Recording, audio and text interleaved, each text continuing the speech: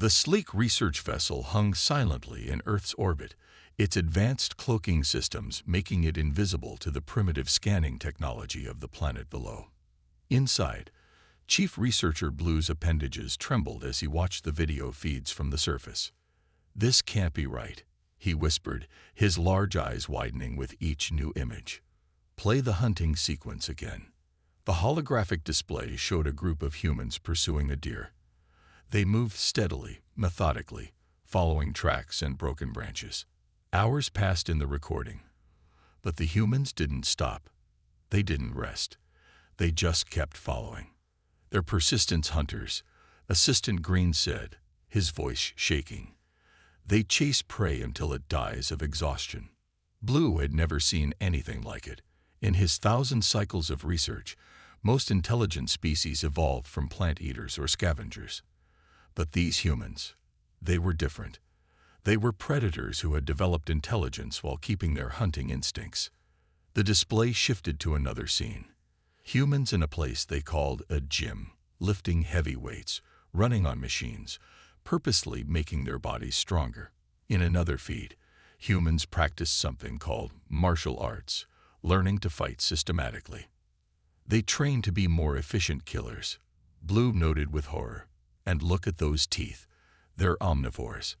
They can eat anything. A new alert flashed across their screens. The humans were using primitive projectile weapons to hunt larger prey. The efficiency was terrifying. One shot, one kill. The humans then used tools to cut up the meat, carrying it back to their dwellings. "We must warn the Council," Assistant Green said. "These creatures are too dangerous. They must be contained before they develop space travel."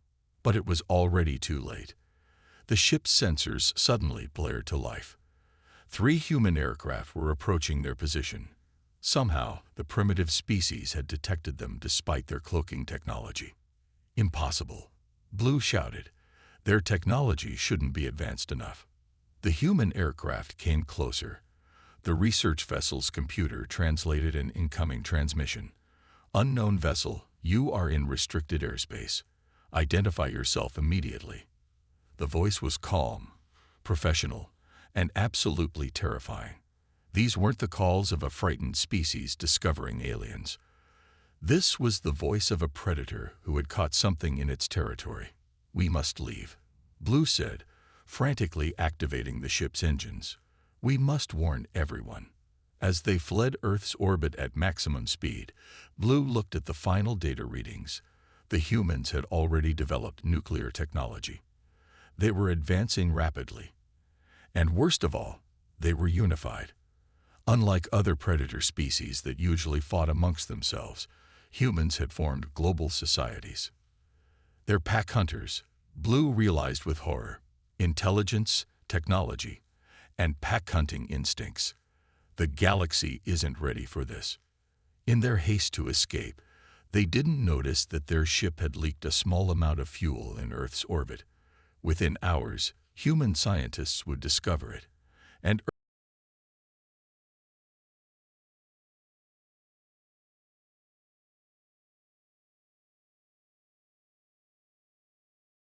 the Grand Council chamber was in chaos.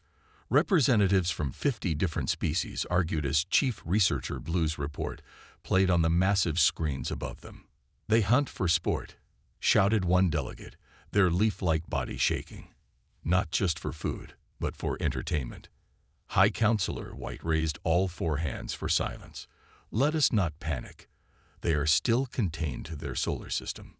Military Advisor Red stepped forward, his armored shell clicking against the marble floor. "With respect, High Counselor, that's not true anymore. Our sensors detected human vessels at the edge of their system last week. They're expanding rapidly." The chamber erupted again. Most galactic species took thousands of years to develop space travel. Humans had gone from primitive rockets to deep space vessels in less than a century.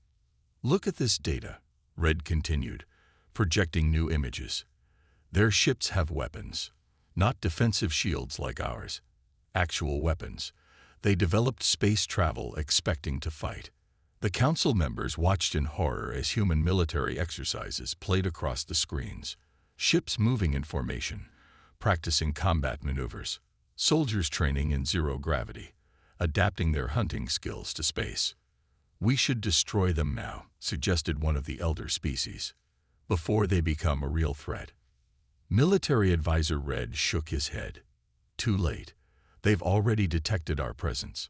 In fact," he paused, checking his datapad, "a human diplomatic vessel is approaching the council station right now." Stunned silence filled the chamber. None of them had expected the humans to find them so quickly. The main doors slid open. Ambassador Tom walked in, flanked by 2 human guards. The council members instinctively moved back. Even in their formal diplomatic suits, the humans' predatory nature was obvious. Their upright stance, their forward-facing eyes, their confident walk. "Greetings," Tom said, smiling. Several council members flinched at the sight of his teeth. "We come in peace." "Peace," Blue scoffed from his observation pod. "Your species trains for war even in peace." Tom's smile didn't waver. "We train to protect ourselves and others. Surely you understand. The galaxy can be a dangerous place." "Not until you arrived," someone muttered. The ambassador's eyes, those terrifying predator eyes, scanned the room. "We've detected pirate activity in nearby sectors. Slave traders, raiders. Are you saying these threats don't exist?" The council members shifted uncomfortably. Those problems had always existed, but most species simply avoided dangerous areas. "We're offering an alliance," Tom continued. "Earth can help protect trade routes. Keep the peace." High Counselor White studied the human carefully. "And in return, we share technology, culture, knowledge. We join the galactic community as equals." The choice was clear. Either accept humans as allies or risk having them as enemies. The council members looked at each other, knowing their comfortable galaxy would never be the same. "Welcome to the Galactic Council," White said finally. "May we all benefit from this new partnership." As the human delegation left, Military Advisor Red watched them with growing concern. The human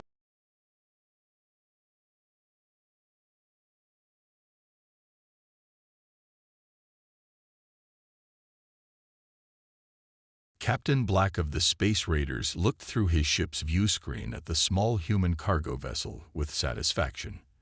These new aliens were still learning space travel, making them perfect targets. "No weapons detected," his sensor officer reported. "Minimal shields. Only 4 crew members." Black grinned, showing his sharp mandibles. "Perfect. Prepare to board. Remember, the council says we can't kill them. Just take their cargo." The raider ship easily caught up with the human vessel. They locked on with magnetic clamps and cut through the hull. 12 heavily armed raiders poured into the human ship. "Find the crew," Black ordered through the comm. "Lock them in their sleep pods." The raiders moved through the corridors, weapons ready. They found the cargo hold easily enough. It was full of valuable earth metals. But there was no sign of the crew. "Captain," one raider called nervously, "the ship's logs show 4 humans, but we can't find them." Suddenly, the lights went out. "Night vision on," Black ordered. But before his troops could comply, something moved in the darkness. Fast, silent, deadly. The first raider went down without a sound. The second had time for half a scream. Black listened in horror as his trained soldiers were systematically taken out, one by one. "What's happening?" he demanded. The response came in gasps and shouts. "They're climbing on the walls. Too fast. Can't target them. They can see in the dark. They're hunting us." Black's mandibles clicked in fear. This wasn't possible. The humans had no weapons. His soldiers were armed with the best tech in the galaxy. The lights came back on. Standing in the corridor was a single human female, the ship's Captain Jones. She wasn't even wearing armor, just something she called a workout outfit. "Looking for me?" she asked, cracking her knuckles. Black raised his weapon, but she moved faster than his targeting system could track. In seconds, she had crossed the distance between them. Her grip on his arm was like steel. "Let me teach you something about humans," she said calmly, disarming him with frightening ease. "We don't need weapons to be dangerous." Within minutes, the entire raider crew was locked in their own holding cells. Captain Jones and her crew, all of them looking annoyingly relaxed, contacted Galactic Security. "Pirates contained," Jones reported. "No casualties, though they'll need some medical attention, and maybe some therapy." The Galactic Security officer stared at the scene in disbelief. How did 4 unarmed humans defeat 12 armed raiders? Jones shrugged. "We work out a lot. Also, we used to hunt in the dark back on Earth. Old instincts die hard." As the security ships arrived to collect the pirates, word spread quickly through the criminal networks. Human ships were not to be touched. They weren't prey, they were predators. In his cell, Captain Black finally understood the truth. The humans hadn't been defenseless at all.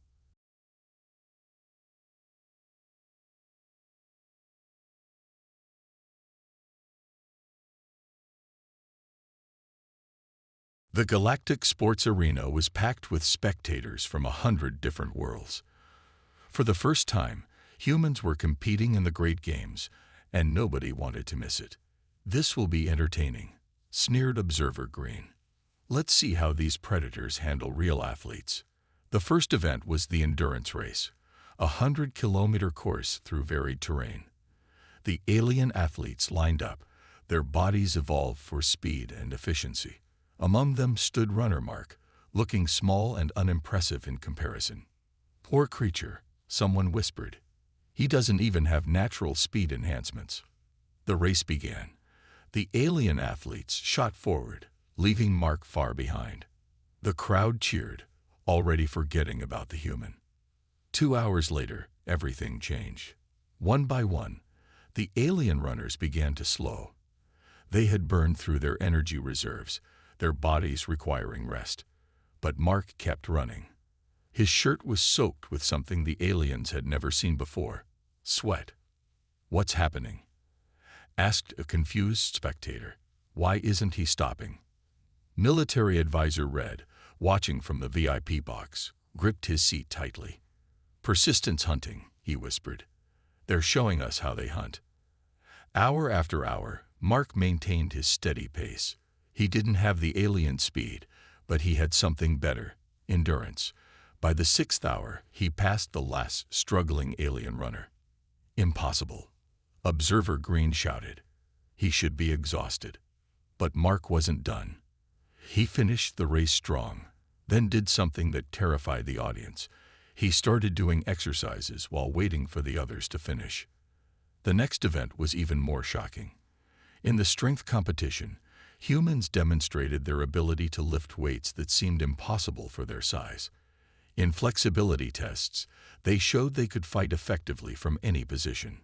"These aren't normal capabilities," one judge muttered. "They're built for combat." The final event was team sports. The human team faced off against the strongest alien athletes. What happened next would be talked about for years. The humans moved as one unit, coordinating without speaking. They anticipated each other's movements, covered weak spots, created strategies on the fly.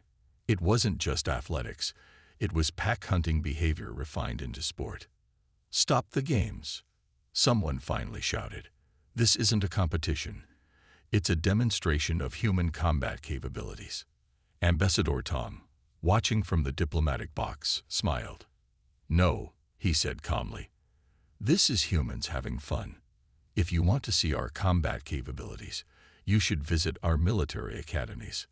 The games ended with humans winning most events, but they had won something more important: respect. The galaxy now understood that human bodies weren't just built for survival, they were built for dominance.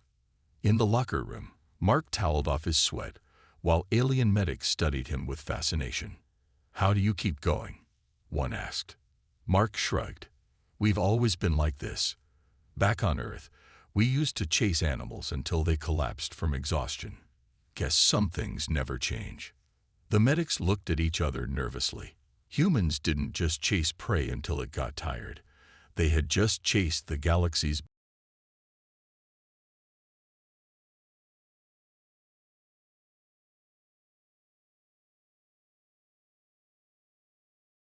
The human colony on planet Dawn was supposed to be safe.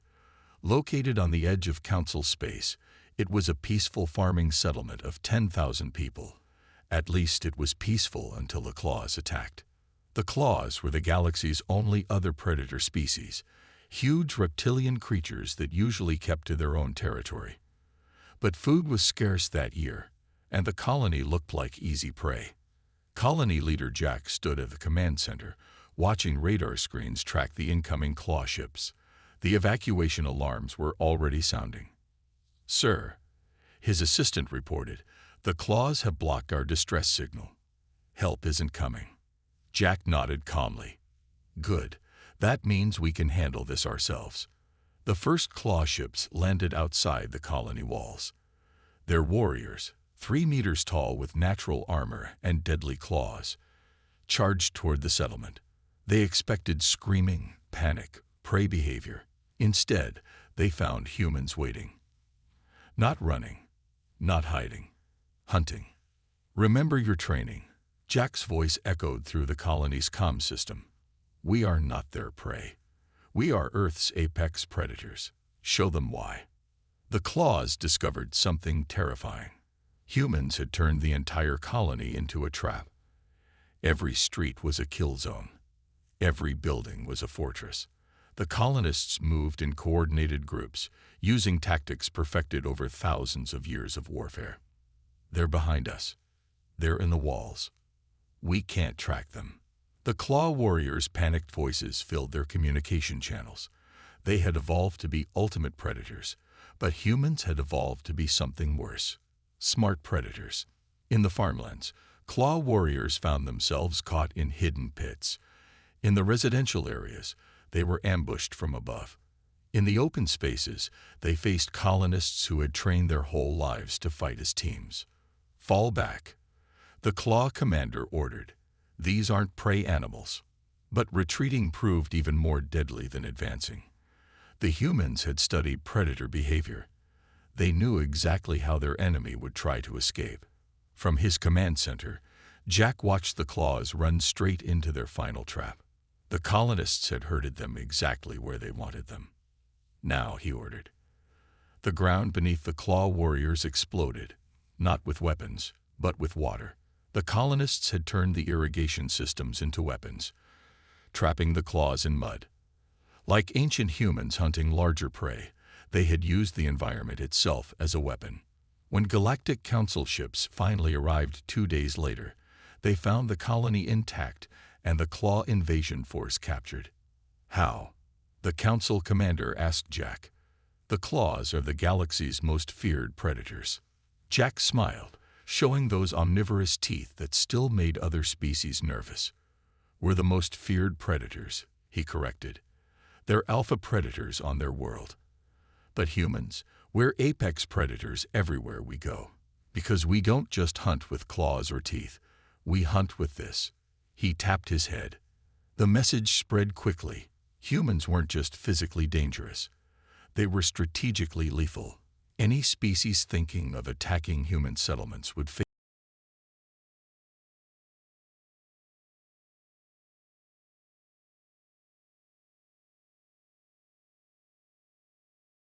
The Galactic Science Institute was silent except for the sound of rustling papers. Dr. Green, the lead xenobiologist, stared at the test results in disbelief.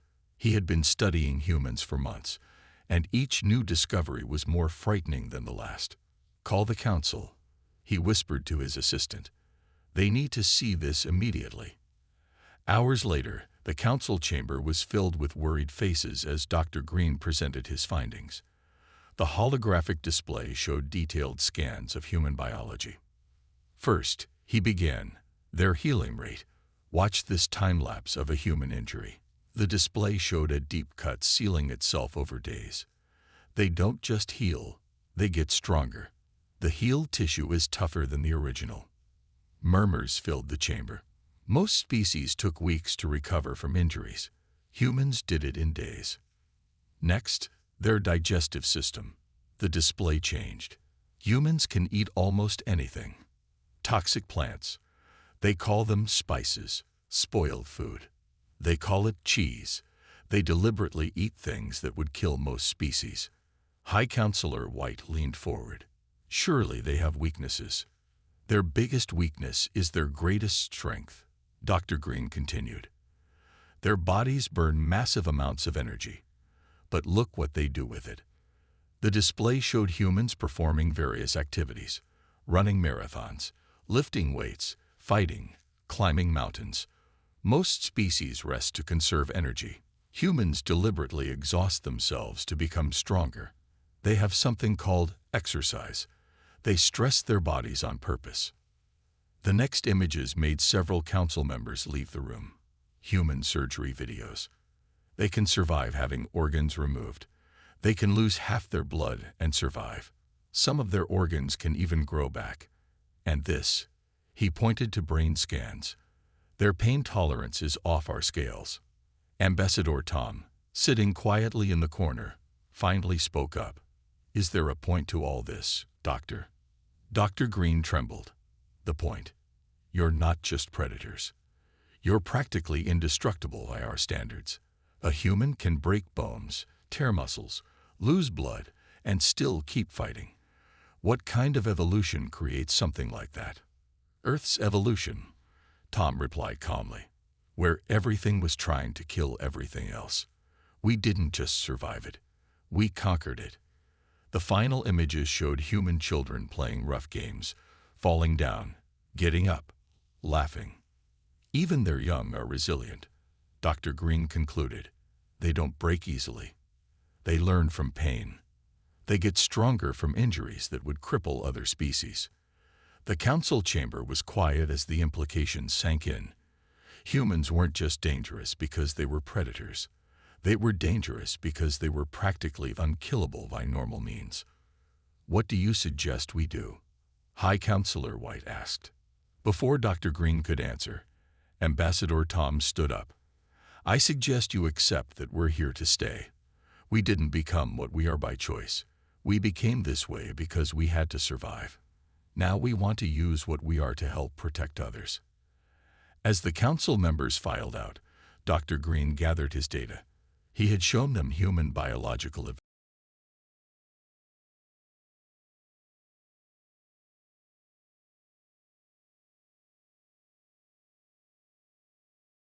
The Spiral Empire made its decision.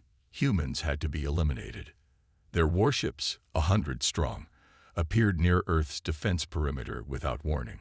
Surrender now, the Empire's message boomed across all channels. Your species is too dangerous to exist. Admiral Gray of the Earth Defense Fleet read the demand from his command ship's bridge. Behind him, his crew waited silently. They were outnumbered 5-1. Send our response, Gray ordered. The message was simple. No. The Empire's ships opened fire, expecting a quick victory. Instead, they found themselves facing something new: human warfare. Earth's ships scattered in what looked like chaos. The Empire commanders laughed, until they realized it wasn't chaos at all. It was a hunting pattern. They're flanking us. An Empire captain shouted. How are they moving so fast? The human ships darted between Empire formations, breaking them apart. Like wolf packs hunting larger prey, they isolated their targets and struck from multiple angles. Fire on their engines, ordered the Empire commander. But the humans had studied predator behavior all their lives. They knew exactly how their enemy would think, how they would attack. Each Empire tactic was met with a counter-tactic that seemed impossible. Sir, an Empire officer reported, the humans are using our own ships as shields. They're forcing us to hold our fire. In the command center, Admiral Gray watched the battle unfold. The Empire had better technology, bigger ships, more weapons. But they fought like predators. Direct, aggressive, straightforward. Humans fought like something else entirely. They used deception, strategy, tools. They turned the Empire's strength against itself. Now, Gray ordered. Hidden human ships emerged from behind Earth's moon, carrying a weapon the Empire hadn't expected: boarding parties. They're inside our ships. Empire crews panicked. They're in the corridors. The Empire soldiers learned too late why humans were the galaxy's apex predators. In space, technology could be equal. But in close combat, humans were unmatched. Ship after ship fell silent as human boarding teams took control. They moved through corridors like they were designed for it, used zero gravity like they were born in it. The Empire commander watched in horror as his mighty fleet was systematically dismantled by a smaller force. "How?" he demanded. "How are you doing this?" Admiral Gray's response was calm. "We studied every war ever fought on Earth, every battle, every strategy. Your species learned to fight in space. We learned to fight everywhere." The battle ended in 6 hours. The Empire fleet was defeated, most of their crews captured. Not destroyed. Humans were predators, but they weren't needlessly cruel. As Gray wrote his battle report, he noted something important. Not a single human ship had used its maximum capabilities. They had held back, tested new tactics, learned the Empire's weaknesses. The Empire had tried to eliminate humanity because they were dangerous. Instead, they had only proven why humans were the most dangerous species of all. They didn't just fight to win. They'd fought to learn. And now they had learned.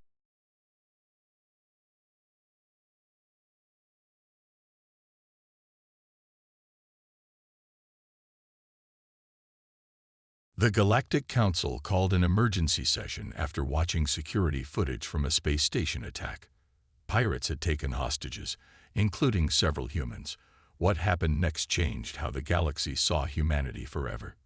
"Play it again," High Counselor White ordered. The footage showed armed pirates threatening the human child. Instead of cowering, the child smiled. Moments later, every human on the station, doctors, traders, tourists, attacked the pirates as one unit. "Look at their coordination," military advisor Red pointed out. "No commands given. No signals. They just knew what to do." The footage continued. The humans fought in pairs and groups, protecting not just each other but all species. They moved like they had trained together their whole lives, but they were strangers who had never met. Dr. Green stepped forward. "We've been studying humans wrong," he announced. "We thought they were just physical predators. But look at this." New footage played. Humans in different situations. A construction accident where humans rushed into danger to save others. A hospital where human doctors worked until exhaustion to save alien patients. A space rescue where humans risked death to save stranded ships. "They're pack hunters," Dr. Green explained. "But their pack is everyone they choose to protect. They don't just fight harder to protect their own species. They fight harder to protect anyone they consider part of their group." Ambassador Tom sat quietly in the corner, watching the council realize what humanity had known all along. "This is why they're so dangerous," Dr. Green continued. "Other predator species fight for territory or food. Humans fight for each other, for ideas, for people they've never even met." The security footage showed the end of the station attack. The humans had not only defeated the pirates but had organized medical care, calmed frightened aliens, and started repairs before help arrived. "They turned strangers into a community in minutes," one council member observed. "How?" "Empathy." Tom finally spoke. "You think we're dangerous because we're predators. We're dangerous because we care. We don't just fight. We fight for something." More evidence was presented. Humans adopting alien orphans. Human soldiers dying to protect alien civilians. Human doctors inventing new treatments for alien diseases. Their bodies make them predators, Dr. Green concluded. But their minds make them protectors. They're not just hunters. They're guardians. The council chamber was silent as they processed this information. They had feared humans for their strength, their endurance, their predatory nature. But their real power was something else, their ability to turn anyone into family. "So what do we do?" someone asked. "We trust them," High Counselor White replied. "Because they've proven something important. They don't just fight well, they fight for the right reasons." As the session ended, Dr. Green added one final note. "Just remember, the only thing more dangerous than a human fighting for survival is a human fighting to protect others. They don't just defeat enemies, they make them regret ever threatening their loved ones." The galaxy had learned an important lesson. Humans weren't just apex predators because of their bodies or their skills. They were apex predators because they had something worth fighting for.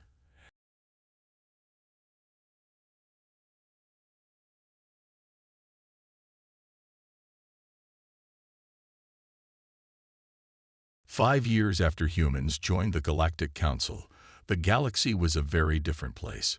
Pirates feared human patrol ships. Slavers avoided human-protected space. Even the mighty Spiral Empire had signed peace treaties. In the Council's main chamber, Ambassador Tom stood before representatives of 1,000 worlds. The agenda was simple but important. Humans were being asked to lead the new Galactic Defense Force. "Are we sure about this?" asked one of the elder species, giving military command to predators. High Counselor White activated the main display, showing images from the past 5 years. Human ships protecting refugee convoys. Human soldiers evacuating civilians from natural disasters.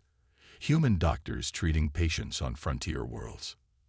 "They're not just predators anymore," White said. "They're our guardians." The statistics were clear. Piracy down 80%. Slave trading nearly eliminated. Even natural disaster deaths had dropped because humans kept running into danger to save others. "Look at what they've done with their combat skills," military advisor Red pointed out. "They turned their predatory instincts into protection, their hunting abilities into search and rescue." A new image appeared, the graduating class of the first Mixed Species Military Academy. Humans were teaching other species not just how to fight, but when to fight, and more importantly, what to fight for. "We feared them because they were apex predators," Dr. Green added. "We should trust them because they chose to be more than that." Ambassador Tom finally spoke. "Earth has a saying, with great power comes great responsibility. We didn't ask to be predators, but we did choose to be protectors." The vote was unanimous. The new Galactic Defense Force would be led by humans, with all species serving together as equals. Admiral Gray, now Supreme Commander of the Defense Force, stood at attention as the Council made it official. His first order was unprecedented. All Defense Force ships would have mixed species crews. "Because that's what humans do," he explained. "We don't just protect our pack, we expand it. Every species, every world, everyone who wants peace is part of our family now." In orbit above Earth, the new Defense Force assembled. Ships of all sizes and designs, crews of all species, united under one mission: to protect the galaxy. High Counselor White watched from the Council station as the fleet performed its first parade. "Did you plan this?" he asked Tom. "Was this your goal all along?" Tom smiled, showing those predator teeth that no longer frightened anyone. "Our goal was simple: to prove that being strong doesn't mean you have to be cruel. Being a predator doesn't mean you can't also be a protector." The galaxy had changed. Humans were still apex predators, still the most dangerous species in known space. But now they were something more. They were the guardians of peace, the protectors of the weak, the defenders of justice. And any species that threatened that peace would learn why humans were called apex predators. Not because they were the best at fighting, but because